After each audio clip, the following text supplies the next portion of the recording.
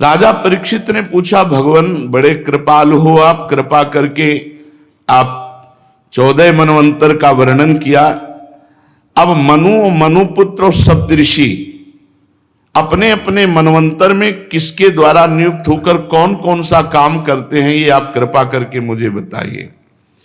श्री सुखदेव जी ने कहा, परीक्षित, मनुपुत्र और सप्तऋषि और देवता सबको नियुक्त करने वाले तो एकमात्र स्वयं भगवान ही है। भगवान के जिन यज्ञ पुरुष आदि अवतार शरीरों का वर्णन मैंने किया, उन्हीं की प्रेरणा से मनु आदि विश्व व्यवस्था का संचालन करते हैं।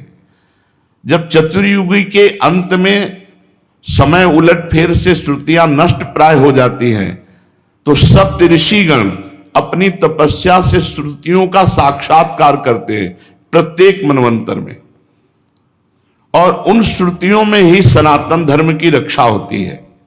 राजन, भगवान की प्रेरणा से अपने अपने मनवंतर में बड़ी सावधानी से सबके सब मनु पृथ्वी पर चारों चरण से परिपूर्ण धर्म का अनुष्ठान करवाते हैं।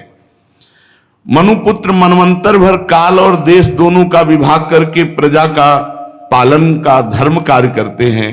पंच महायज्ञ, ऋषि, पितर, भूत, मनुष्य सबका संबंध है, ये मनवंतर में यज्ञ का भाग स्वीकार करते हैं।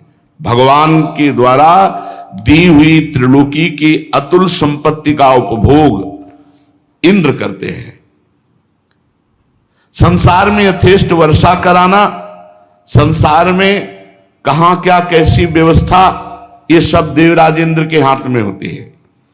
युग युग में भगवान विविध सिद्धों का रूप धारण करके सनकादि, याज्ञवल्क आदि ज्ञान का उपदेश करते हैं। दत्तात्रेय आदि योगेश्वरों का रूप धारण करके योग का उपदेश करते हैं। मरीच आदि प्रजापतियों के रूप में सृष्टि का विस्तार करते हैं, और सम्राट के रूप में दुष्ट हिंसक लुटेरों का वध करते हैं। पुराण तत्व के विद्वानों ने प्रत्येक अवांतर कल्प के 14 मनवंतर बताए, और हर मनवंतर में ऐसा ही होता है।